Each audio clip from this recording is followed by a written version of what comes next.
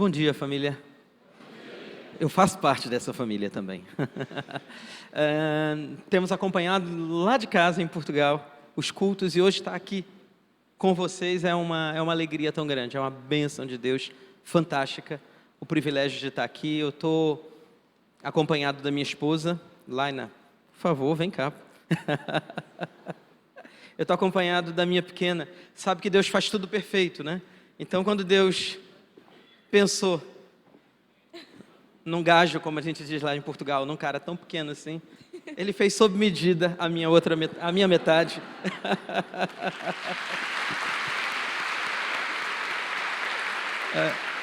Deus é perfeito, Deus é maravilhoso. Pode pôr a foto do nosso casamento aí, por favor, meu querido? É possível? Eu quero partilhar com vocês um pouquinho desse momento. Foi no dia 2 de janeiro de 2010. Alguns dos irmãos estavam aqui. O Rubem foi uma bênção de Deus. Naquele fim de semana aconteceu uma tragédia que muitas pessoas se lembram. A região dos lagos teve desmoronamentos, estradas fechadas, e um dos nossos padrinhos não pôde vir. Nós olhamos, o nosso líder de jovens na altura era o Rubem. Ele estava aqui a trabalhar, a ajudar com o casamento, e nós catamos o Rubem. Você vai ser o nosso padrinho. Ele nem gravata tem, arranjamos uma gravata para o Rubem. E o Rubem foi padrinho no nosso casamento. Como é bom estar aqui com o pastor Marcos, que celebrou o nosso casamento. Eu não sei se vocês conseguem ver, está ali o pastor Marcos a orar por nós. Meu pai, que também é pastor, a orar também, no momento em que fomos abençoados. Foi há 10 anos atrás. Jesus, estou a ficar velho mesmo, hein?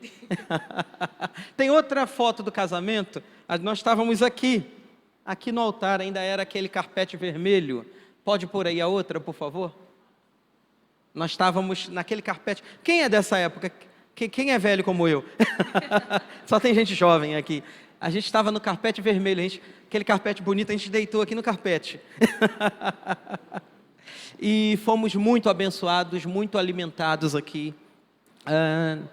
Não está lá a foto? Eu não lhe enviei. Oh, Jesus. Tá bem, não tem problema, já tem essa aqui do casamento. Eu quero agradecer a Deus pela vida da minha esposa, agradecer a Deus porque meu ministério é Deus, e essa pessoa que está do meu lado, e aquela que tem sido, em tantos momentos, alicerce na nossa casa, coluna de Deus e bênção do Senhor na minha vida, incentivadora, e também parte desse ministério. Por isso, é Dia Internacional da Mulher, mas eu penso que todo dia é o dia que você pode e deve honrar a mulher que o Senhor colocou do seu lado. Você pode aplaudir a Deus mais uma vez pela vida delas. Obrigado. Pela segunda vez, Deus é tão bom que eu consegui trazer para cá o meu irmão. Ele veio no dia do casamento aqui, e hoje ele está aqui, o Tiago. Está aqui meu irmão, está o meu sobrinho lá no Geração, já está no Geração, glória a Deus. E eu ainda confesso para vocês que eu estou um pouco perdido, porque nós pegamos só de voo para cá, quantas horas ao todo? Umas 14 horas de voo, então nós estamos naquele jet lag ainda. Nós chegamos aqui ontem e no meio do dia eu estava assim. E na hora de dormir pela madrugada eu estava com os olhos desse tamanho, arregalados. E andando pelas ruas completamente perdido. É incrível como as coisas mudam em 8 anos e meio que nós saímos daqui. E eu quero partilhar um pouquinho com vocês da nossa história. Eu confesso que eu creio, eu tenho certeza em Deus, que aquilo que temos vivido vai ser bênção para você nessa manhã. É uma palavra muito simples que eu quero trazer para você. Muito simples. Na verdade, eu quero partilhar aquilo que nós temos vivido. Mas eu tenho certeza que é algo poderoso em Deus, aquilo que nós vivemos e aquilo que nós podemos transmitir para outras pessoas. Quando nós nos casamos, eu estava na fase de produção de um CD. Já não existe praticamente. Hoje está tudo no Spotify, no YouTube, não é verdade? De um CD. E poucos meses depois, 6 meses mais precisamente, depois do nosso casamento, eu lancei um CD. Ministrei aqui na igreja, cantando os louvores do CD. Depois o Senhor começou a nos levar, a minha esposa, pelo Brasil para ministrar, para cantar, em rádio, em televisão, em igreja. Teve lugar que eu nem cheguei aí.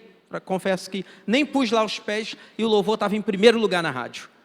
Deus começou a fazer uma coisa fantástica, porque nós não tínhamos gravadora, eu não tinha gravadora, na altura não tinha como investir no ministério, e Deus começou a abrir portas de uma forma sobrenatural, de uma forma tremenda. Eu pensei, agora Deus está abençoado, o ministério vai expandir aqui no Brasil, quando surgiu a possibilidade de nós irmos para Portugal. E eu confesso para você que assim como Abraão foi até o Moriá levar o seu filho Isaque e pensar, olha Senhor, se o Senhor pediu eu sacrifico, foi de fato isso que eu decidi fazer com a forma que eu conhecia o meu ministério, o ministério que Deus havia me confiado até aquela altura. Eu falei, Senhor, se é para parar aqui, a gente vai parar. E eu parei. Um dos contatos de agenda e de convites era da casa dos meus pais. A minha mãe disse que passou mais de um ano as pessoas a ligarem para fazer convite. Ela dizia, não, ele não está aqui, ele está em Portugal. Volta quando? Ela dizia, não sei. E por que não sei? Porque nós fomos para ficar 3 meses em Portugal. E estamos a voltar agora, 8 anos e meio depois. Nós fomos para ficar 3 meses e Deus falou, vocês vão ficar aqui. Você acha que eu aceitei isso fácil? Não, com certeza não. Nós vivemos uma fase em que muitos de nós brasileiros estão a emigrar, está a sair do Brasil e ir para outros países, não é verdade? Todos nós sofremos e o mundo inteiro sofre com uma crise, mas eu creio que o Brasil tem sofrido de uma forma muito difícil essa crise. E as pessoas, muitas, estão a pensar em sair. No nosso caso, a gente não queria sair daqui. Deus nos tirou daqui. E quando nos tirou, Ele ainda disse, vocês vão ficar aí. Eu não tinha lá documentação, eu venho de família de descendência portuguesa. Se eu fosse para ficar, eu tinha tirado a nacionalidade antes de ir. Eu falei, Deus, eu não vou ficar aqui. Eu vou embora daqui. Eu vou voltar para a minha zona de conforto. Eu vou voltar para onde é fácil para mim. E Laina, a coluna, a mulher de Deus, aquela que está sempre em oração, chegou para mim, Deus falou comigo que a gente vai ficar aqui, sabia? Eu disse, não, Ele não falou comigo não. E eu disse para ela, tá bem, vamos orar então. Mas se Deus quer que a gente fique aqui, sabe aquelas loucuras que a gente faz com Deus? Eu decidi fazer uma. Se Deus quer que a gente fique aqui, eu não vou correr atrás de documentação nenhuma, mas eu também não vou ficar ilegal. Se Deus quiser que a gente fique aqui, Ele vai dar uma casa para nós ficarmos aqui, e uma casa mobiliada, uma casa em condições de viver, com tudo lá dentro. Para que eu falei isso? Você acredita que eu não fiquei um dia sequer ilegal em Portugal, porque assim que terminou a fase de visto de turista, nós já estávamos em processo de legalização no país. E que antes mesmo dessa fase de turista terminar, que foram os 3 meses que estavam previstos, nós já tínhamos casa, nós já tínhamos todos os móveis da casa, tudo sem gastar um único cêntimo de euro. Eu não sei de onde veio um senhor. Tínhamos um amigo pastor que trabalhava numa loja de móveis, e nós fomos lá visitá-lo. O senhor disse, você veio para morar aqui? Eu, sabe aquele, talvez. Tá bem, então, podem pegar o que vocês quiserem na loja, podem levar para mobiliar a casa de vocês. Dessa forma que Deus fez. Deus fez coisas tremendas, Deus fez coisas fantásticas para que nós estivéssemos lá. Em pouco tempo, tive o privilégio de estar inserido no formato da igreja portuguesa, na igreja portuguesa, conhecer pastores, a cultura, e em 8 anos e meio podemos dizer que estamos tão adaptados lá, que às vezes até estranhamos algumas coisas aqui. De estarmos tão adaptados a Portugal. Agora eu quero dizer uma coisa, vocês têm uma coisa fantástica, uma coisa linda, que não dá vontade de sair daqui de dentro. Porque assim que vocês começam a louvar, assim que a igreja começa a adorar o Senhor nesse lugar, existe uma atmosfera sobrenatural tremenda, fantástica. A presença de Deus na pessoa do Espírito Santo se manifesta de uma forma tão gostosa que a gente quer levar isso para Portugal. A gente quer levar isso para lá. A realidade de Portugal, ela é um pouquinho diferente. Hoje, em Portugal, aproximadamente 3% da população se declara cristão não católico. Os nossos amigos católicos representam aqueles que se autodenominam, que dizem, eu sou católico, mais de 80% da população portuguesa.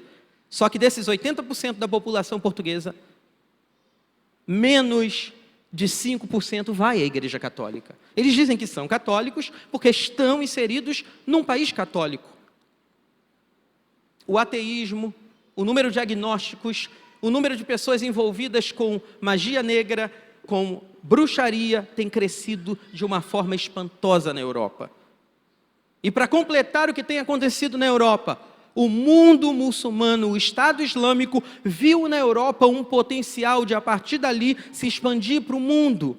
Então aparecem novas mesquitas nas grandes cidades da Europa todos os dias, em todos os cantos, como se brotasse uma nova a todo tempo. Você olha, tem uma mesquita aqui. Não havia ontem. E eles estão ganhando pessoas. E eu quero perguntar para você, para mim, para nós, enquanto igrejas de Deus, temos olhado para o mundo, temos olhado para a Europa, temos olhado para as nações, porque as nações estão a morrer, as nações estão a perecer. E quando eu cheguei naquele lugar e que eu vi essa realidade hoje, eu entendo, Senhor, o Senhor me trouxe com um propósito a esse lugar. Senhor, o Senhor me trouxe aqui porque nós, enquanto igreja, não podemos estar de braços cruzados. Pode ser, querido, que você nunca saia do Brasil. Pode ser que você nunca vá lá falar com alguém, mas esteja em oração pelas vidas que lá estão, porque a sua oração é poderosa. A sua oração é tremenda. Para você ter uma noção, hoje no Brasil, eu acredito, os meus números quanto ao Brasil não estão tão atualizados assim, mas no último censo de 2010 era quase, que foi o último que eu estive, que tinha em contato, naquela altura antes de sair daqui, segundo o IBGE, e o pastor acho que está mais atualizado que eu quanto a isso, era em torno de 30% da população brasileira, já ia para mais de 25%, chegando quase a 30% de cristãos declarados protestantes evangélicos. Em Portugal a realidade é a seguinte: quase 3% da população se declara cristã não católica. E quem são essas pessoas? São os cristãos evangélicos, são os espíritas, testemunhas de Jeová, ou seja, são todos juntos. Isso dá quase 3% da população. Isso significa que para cada 100 pessoas em Portugal, uma ou duas são cristãos evangélicos. Você sabia disso? E quando você vai falar de Deus para uma pessoa, ela não quer te ouvir. Sabe qual é a forma que você ganha alguém para Jesus na Europa? Primeiro, o que acontece aqui no Brasil? Quando você recebe uma visita em casa, como é que essa pessoa te recebe? Ou como você recebe essa pessoa? Ou vice-versa. É sempre com um sorriso. Você não conhece alguém, mas é amigo de um amigo seu que está a levar na sua casa. Você chega, bem-vindo, abre logo um sorriso. Porque para nós, o sorriso é sinal de ser simpático. Não é verdade? Você dá um abraço, você dá beijinho. O europeu olha para você e diz: olá, bom dia. Como vai? E isso ele está a ser super, super simpático. E quando você encontra com um europeu, sabe qual é o nível de confiança que você tem dessa pessoa? 0. Quando você conhece normalmente, entre nós brasileiros, quando a gente se conhece, você já começa a confiar na pessoa. Se ela fizer alguma coisa que faça com que você perca a confiança nela, aí você deixa de confiar. Normalmente a cultura europeia é a seguinte: eu não confio em você. Você vai ter que ganhar a minha confiança. Você vai ter que fazer alguma coisa para provar que você é confiável. Então você não ganha diretamente um europeu para Jesus. Você tem que primeiro ganhar para você, para depois ganhar para Jesus. A pessoa tem que confiar em você para poder parar para te ouvir. Então a estratégia é muito diferente. E nós temos orado e pedido ao Senhor estratégias que estão a funcionar naquele lugar. E eu tenho certeza que a partir de hoje, o Senhor está a levantar um exército aqui nesse lugar. Que vai estar a orar por nós, como uma só família. Eu creio que nós temos outras 2 fotos aí. Só você não pode rir com as fotos que a gente vai mostrar aqui, tá bem? Aquela da lua de mel, eu e Laina fomos para Porto Seguro. E lá tinha, olha aí, ó. Ela sempre foi linda. Tá vendo? Sempre foi linda. Já o marido, põe a minha aí, ó. Pode rir, eu sabia que vocês iam rir. Nós paramos em frente à foto da Torre de Belém, como nós falamos lá, a terra dos pastéis de Belém. E paramos isso num museu e tiramos uma foto. Eu lembro dela dizer para mim, aí olha o que eu estou a falar das mulheres. A gente ainda vai lá e vai tirar uma foto de verdade na torre. Isso foi lá em Porto Seguro, na lua de mel. Logo depois do casamento aqui na igreja. Há 10 anos atrás. Põe a outra aí, por favor, meu irmão. Aí nós estamos lá na Torre de Verdade. Para onde Deus nos levou. Eu quero convidar você, por favor, querido e querida, se puder acompanhar na palavra de Deus, no livro de Lucas 24.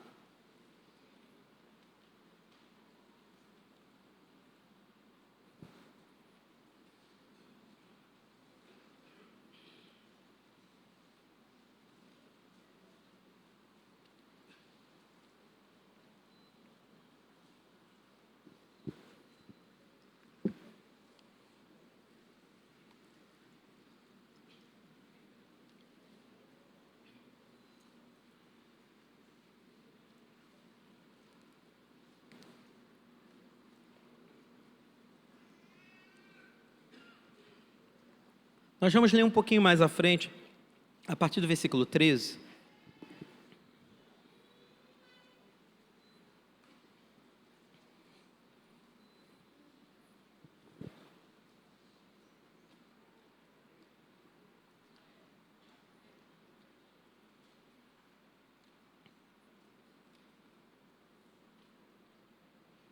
Lucas 24, 13 diz o seguinte: naquele mesmo dia, 2 deles estavam de caminho para uma aldeia chamada Emaús, distante de Jerusalém, 60 estádios. Iam conversando a respeito de todas as coisas sucedidas. E aconteceu que, enquanto conversavam e discutiam, o próprio Jesus se aproximou e ia com eles. Os seus olhos, porém, estavam como que impedidos de o reconhecer. Então lhes perguntou Jesus: que é isso que vos preocupa? De que ides tratando à medida que caminhais? E eles pararam entristecidos. Um, porém, chamado Cleópatra, respondeu, dizendo: és o único, porventura, que tendo estado em Jerusalém, ignoras as ocorrências destes últimos dias? E lhes perguntou: quais? E explicaram o que aconteceu a Jesus, o Nazareno, que era varão, profeta, poderoso em Deus, em obras e palavras, diante de todo o povo. E como os principais sacerdotes e as nossas autoridades o entregaram para ser condenado à morte e o crucificaram? Ora, nós esperávamos que fosse ele quem havia de redimir a Israel.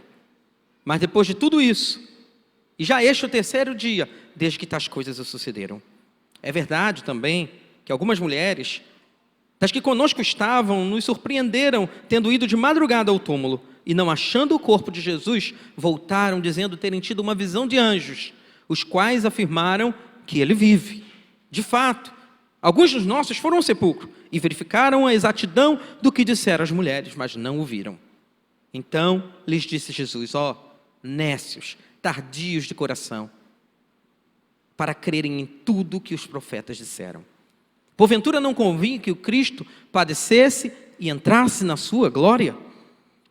E começando por Moisés, discorrendo por todos os profetas, expunha-lhes o que a seu respeito constava em todas as Escrituras.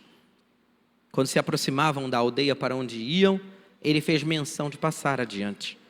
Mas eles o constrangeram, dizendo: fica conosco, porque já é tarde, o dia já declina. E entrou para ficar com eles. E aconteceu que, estando à mesa, tomando ele o pão, abençoou-o e, tendo partido, lhes deu. Então se lhes abriram os olhos e o reconheceram, mas ele desapareceu da presença deles. E disseram um ao outro: porventura não nos ardia o coração quando ele pelo caminho nos falava, quando nos expunha as Escrituras?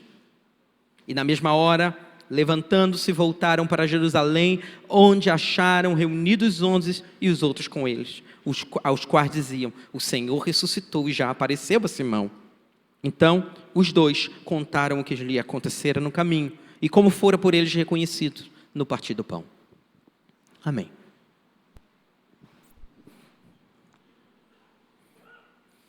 Essa história é tão linda, essa história tão fantástica, conta a história de 2 homens, discípulos. Eles não eram só seguidores, eles não eram apenas admiradores do ministério de Jesus. Eles eram discípulos de Jesus. Eles aprendiam com Jesus. Eles andaram com Jesus durante a sua caminhada, durante o seu ministério. Mas, entretanto, após a sua morte, o que foi que aconteceu com os discípulos? O que foi que aconteceu com aqueles homens que admiravam, que seguiam, que aprendiam com Jesus?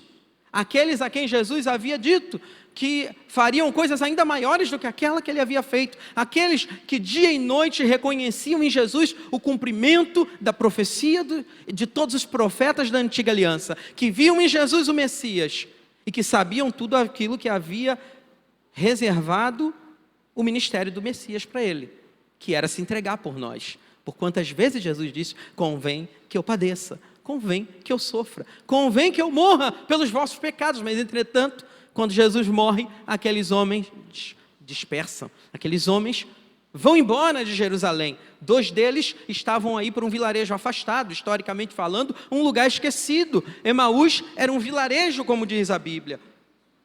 Aproximadamente, por volta de 30 quilômetros de Jerusalém, num caminho íngreme no meio do mato, num caminho estreito, dificultoso de se passar. Eles iam a lamuriar, iam tristes, iam desesperançosos. Não importa o caminho que você pegou para chegar até aqui. Não importa se você tem passado por um caminho de pedras e de dificuldades. Não importa as adversidades do seu caminho. Se você encontrar com Jesus nesse caminho, meu querido, é melhor do que Paris, é melhor do que Nova York, é melhor do que qualquer lugar dessa terra quando nós estamos com Jesus. Eles encontraram Jesus no caminho, Jesus foi ter com eles, Jesus foi para perto deles e eles não o reconheceram. Quem é você que de repente, do nada, aparece perto de nós, num caminho deserto, num caminho que poucas pessoas costumam percorrer? Só que eles estavam tão aflitos, eles estavam tão desanimados na fé, que não viram naquele homem o Messias com quem eles haviam caminhado por tanto tempo. A Bíblia não diz há quanto tempo eles eram seus discípulos. Eu não sei se eles vinham com Jesus desde o início do seu ministério. É possível que nós tenhamos 20, 30 anos de igreja e que não reconheçamos o Senhor quando Ele está perto de nós, se os nossos olhos estiverem focados nas coisas dessa terra. Se nós esquecemos quem somos, se nós esquecemos aquilo que fomos chamados para ser, se nós deixamos de lado as promessas que o Senhor tem para nós. Você sabe quem você é a igreja de Deus, você é vitorioso, você é discípulo de Jesus nessa terra. Quando o mundo olha para você, o mundo vê o nosso Deus. É isso que você é, meu querido. Você é a presença de Deus nessa terra, na pessoa do Espírito Santo, porque Ele habita em você. E nós nos esquecemos disso, querido. As armas que o diabo usa nos cegam. As armas que ele coloca no nosso caminho não nos deixa ver o nosso Senhor, não nos faz entender quem somos tantas vezes. E era isso que aqueles 2 homens estavam a fazer. Estavam a se distanciar de Jerusalém, quando Jesus disse que eles deveriam ficar ali. Estavam a se distanciar do foco que Deus tinha para eles. Onde Deus quer que você esteja hoje, onde Deus quer que eu esteja hoje, o diabo quer te afastar desse lugar. E eu não estou a falar de um lugar físico. Deus, com as oportunidades que colocou na vida, e claro, o meu esforço, nós temos que fazer a nossa parte, me fez aprender uma língua. E hoje eu ministro formações, eu dou reuniões, eu falo com eles, eu estou o dia inteiro a falar uma língua que eu não falava. Deus me levou para aquele lugar, Deus me levou para um caminho que para mim era um caminho de pedra, para tanta gente é um sonho, para tanta gente, olha, o dia eu vou emigrar, eu vou para a Europa, eu vou para uma outra cidade, eu vou construir. Eu não queria isso. E eu estava no meu direito de não querer. E Deus falou, é para lá que você vai.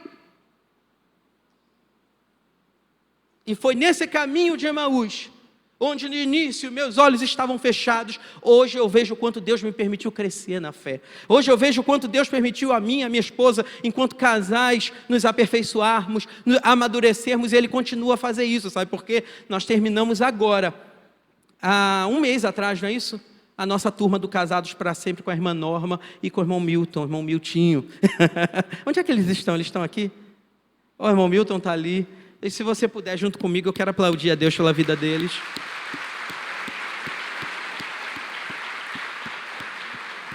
Vocês não fazem ideia do quanto vocês são bênçãos de Deus na nossa vida.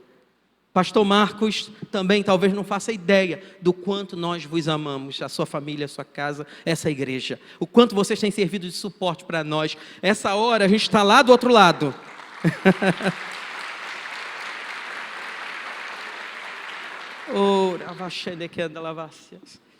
Eu sinto a presença de Deus ao dizer isso, porque a gente está em casa assistindo vocês. E hoje a gente está aqui.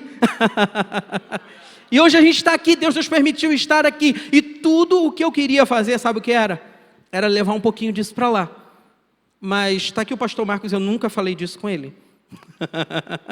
Eu nunca cheguei para ele, pastor, então, vamos abrir uma nova vida em Portugal? Não, eu não ia falar isso. Imagina, tanto tempo que eu não vejo pastor, 8 anos e meio que eu não vejo pastor, ele ia pensar, quem é esse doido que eu casei há 10 anos atrás?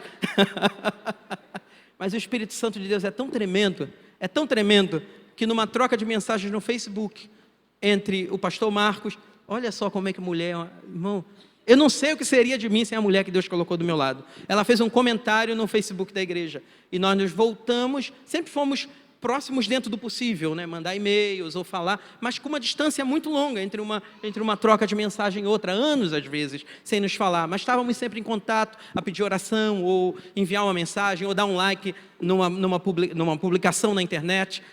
Mas aí começamos a nos falar e a nos aproximar. Veio a oportunidade do Casados para Sempre. Fizemos o Casados para Sempre. Estávamos a nos mudar de casa. Queridos, Deus fez nossa casa inundar. Eu nunca vi uma casa inundar em Portugal. Começou a chover dentro de casa. Não era inundação de água enchendo, não. Pingava. Teve um problema no telhado. Deus nos tirou de onde nós estávamos, da igreja que nós estávamos inseridos, e fomos para um lugar onde a gente não conhecia ninguém. E onde Deus falou, é aqui que vocês vão começar a pregar a minha palavra. É aqui que vocês vão fazer a minha obra. Deus, eu não vou fazer isso sozinho não, Senhor.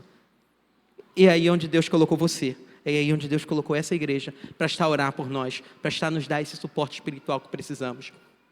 Hoje nós vemos dias de muitos aproveitadores da fé. É verdade, isso, existem. Mas eu quero dizer que nós não estamos aqui para nos aproveitar em nada. Pelo contrário, o que nós queremos é abençoar essa igreja. A única coisa que a gente pede, e a gente sabe que a gente já tem recebido isso, são as vossas orações. É que vocês estejam conosco nessa luta. Essa luta não é minha sozinha, essa luta é nossa. Se você compra essa guerra comigo hoje, levanta a mão aí de onde você está e diz, eu compro essa guerra. Essa guerra também é minha. Portugal é do Senhor Jesus.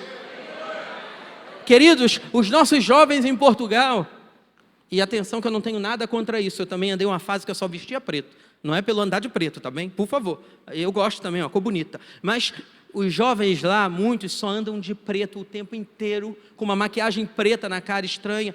Ah, é moda? Quem dera se fosse. Sabe por quê? Porque estão envolvidos com o satanismo e a bruxaria, e cresce a cada dia mais e mais. Você vai falar com eles e diz, Deus!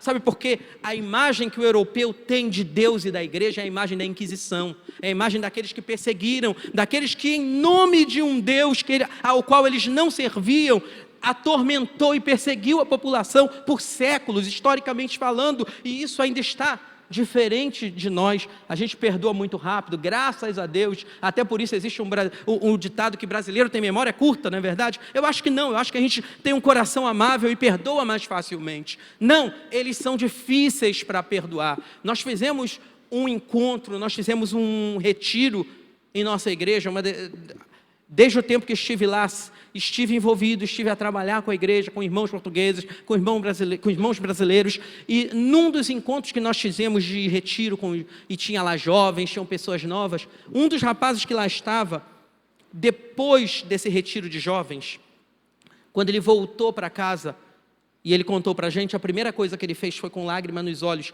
e ele já tinha mais de 21 anos, eu não lembro exatamente a idade dele, eu disse pela primeira vez, Pai, amo-te. Que é a forma que o português tem de dizer eu te amo. Eu disse pela primeira vez para o meu pai, amo-te, e dei um abraço, e isso eu não lembro quando foi a última vez que eu havia dado no meu pai. É tão fácil para nós, não sei como é que está agora, mas eu acho que continua. A gente diz eu te amo com muita facilidade. Eles não conseguem dizer eu te amo, eles não conseguem dizer amo-te. Sabe por que é difícil? Segundo os portugueses, isso trava aqui, eles não conseguem dizer. Queridos, você foi chamado para com suas orações. Eu creio que eu fui chamado para com a presença do Senhor lá, porque eu não sou nada, tentar mudar essa realidade. O Senhor nos chamou para isso. mas quantas das vezes estamos perdidos no caminho, estamos como esses dois homens, com os olhos como que fechados, e por tanto tempo no início, quando chegamos lá, eu estive assim, Senhor, para que o Senhor me trouxe para esse lugar? Tudo que eu quero é voltar para o Rio, eu quero voltar para a minha cidade maravilhosa, eu quero voltar para casa, para perto do pai, da mãe, do irmão, do tio, da tia, do primo. E o Senhor falou, não, você vai ficar aqui. Sabe qual foi a forma que Deus teve de me prender lá?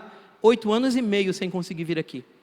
Não dava. Foi dinheiro que faltou? Não, a gente juntava o dinheiro. Acontecia alguma coisa, o dinheiro ia. Foi tempo que faltou? Não, a gente tirava férias. Mas quando tirava férias, acontecia alguma coisa, a gente não conseguia vir. Nós fomos por 2 vezes na Turquia. Nós conhecemos as igrejas da Ásia, mencionadas no Novo Testamento. Claro, as ruínas das cidades e as novas cidades modernas que se formaram ao lado dessas ruínas. Nós conhecemos Éfeso, como chamam os turcos, que é a cidade de Éfeso. Conhecemos Laodiceia, que é a cidade de Laodiceia. Conhecemos as igrejas do Apocalipse, as igrejas das cartas do Apocalipse. Estivemos naqueles lugares e não conseguimos vir ao Brasil, porque Deus não permitiu que nós viéssemos aqui. Viajamos por Portugal, as vilas, as cidades do interior, as cidades do norte, a cidade do centro. Viajamos aquilo tudo para conhecer, mas Deus não permitiu, Ele fechava as portas, a gente não conseguia vir aqui. Sabe por quê? Porque Ele sabia que se eu viesse eu ia querer ficar, eu não queria estar lá. E aí na hora que o Senhor planta um sonho no nosso coração, foi num mês, o Senhor plantou um sonho no nosso coração. No outro mês, sabe o que Deus permitiu fazer? Ele me permitiu quebrar o meu joelho. E eu fiquei de cama por 3 meses mais ou menos, e foi quando Deus abriu as portas para a gente programar a viagem, estar aqui, era meu tempo de oração. O médico disse, você está com o joelho como de um bebê, ele está bom, você não vai precisar fazer cirurgia, você não vai precisar fazer nada. Deus só quis me parar, Deus só quis fazer isso comigo, me parar, para que nós estivéssemos pensando, planeando e orando no Senhor, aquilo que Ele quer que nós façamos com a nossa vida, com o tempo que Ele tem nos confiado. Voltando aqui para a história, e aí, me perdi um pouco na hora aqui, deixa eu ver se eu não estou a falar demais já. Voltando um pouco para a história, aqueles 2 homens iam como que cegos espirituais no seu caminho. Jesus, do lado deles, a conversar com eles, ressuscitado, havia morrido e ressuscitado. E eles não perceberam. E como eles viram que o homem desconhecido não tocava no assunto, não falava do Messias, do profeta, do Nazareno, como o denominassem, como o quisessem chamar, mas ele não falava, e já que aquele era o assunto do momento, ele olha e disse, mas você porventura não sabe do que se passa? Não sabe o que se passa, não sabe o que está acontecendo?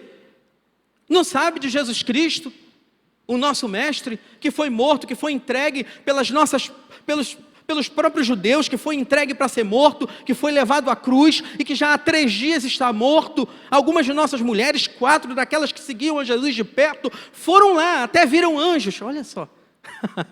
Até viram anjos, os anjos disseram que ele ressuscitou. Ele não estava lá. Alguns dos discípulos foram lá e constataram isso e viram, o túmulo está vazio, mas a gente ainda continua sem acreditar. E por isso nós estamos indo embora. O ministério acabou, o ministério de Jesus acabou, morreu com ele. Mas já está tarde, estamos a chegar em Emaús, vamos entrar. E o homem ia se despedir deles. E ele diz, entra, vem conosco. Vem jantar, vem cear, vem comer, vem sentar na mesa. E quando Jesus dava graça e partia o pão e os entregava, desapareceu das vistas, sumiu diante deles. Aquele homem que estava ali ao pé deles o tempo inteiro, de repente desapareceu, sumiu. E eles olham um para o outro e percebem. Então, como a gente diz aqui no Brasil, caiu a ficha. Olha, mas era ele que estava entre nós, porque enquanto ele falava, o nosso coração ardia. E eu quero perguntar para mim, para você, para nós essa manhã, o que tem feito o seu coração arder? O que tem feito o seu coração arder? Porque quando aqueles homens perceberam que quem estava com eles era Jesus, que as suas palavras faziam com que o seu coração ardesse, eles foram direcionados novamente ao propósito. Eles foram direcionados novamente ao lugar que Deus o queria. Eles voltaram a Jerusalém para partilhar aquilo que haviam vivenciado, aquilo que havia acontecido com eles. A palavra de Deus diz que onde estiver o seu tesouro, ali estará o seu coração. Eu posso dizer hoje que mesmo com tanta relutância minha inicial, Deus plantou meu coração em Portugal. e em transmitir a palavra dele para aquelas pessoas que estão a morrer naquele lugar. Onde está seu coração? Onde Deus plantou seu coração? Pelo que você tem orado, o que lhe aflige, o que faz você chorar, o que faz você clamar.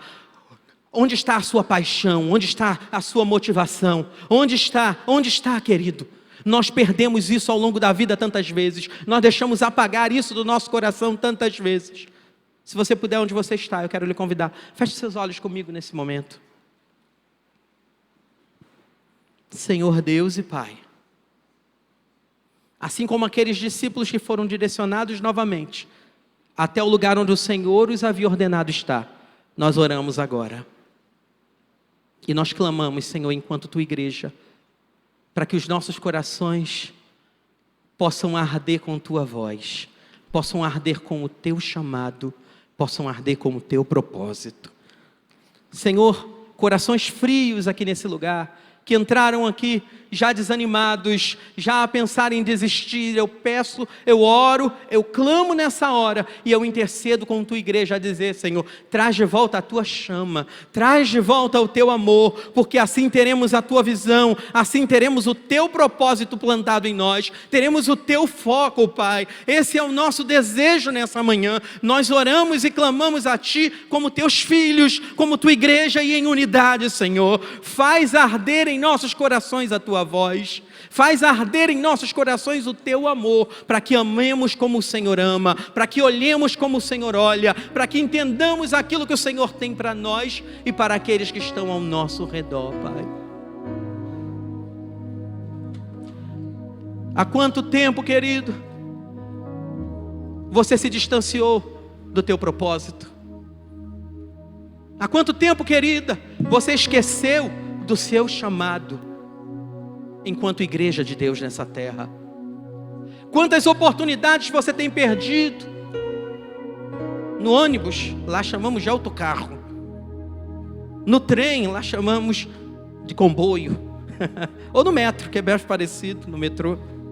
Ou no trânsito, ou na rua, ou no escritório, ou no seu ambiente de trabalho. Quantas oportunidades já perdemos ao longo da nossa vida? Quantas vidas passaram por nós, precisando de um sorriso, de um abraço, de um olá, ou mesmo em como posso te ajudar?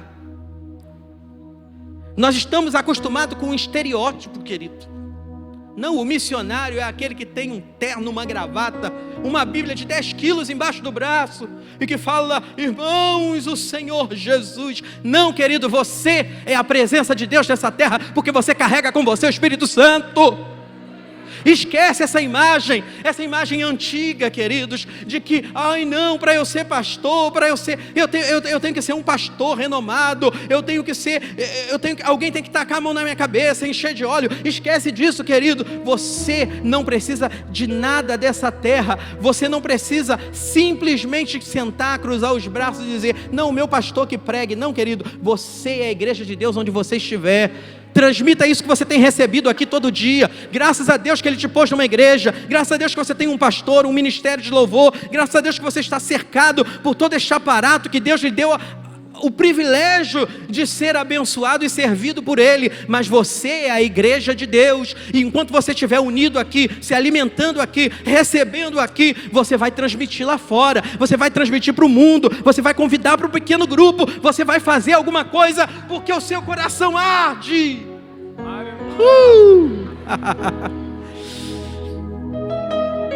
Corações apagados, corações entristecidos, corações magoados, corações muitas vezes totalmente decepcionados, porque ao invés de olhar para Cristo que estava ali do lado, estava cego, olhando para quem fez errado, olhando para quem falou mal. Eu quero dizer, Deus acende o seu coração nessa manhã.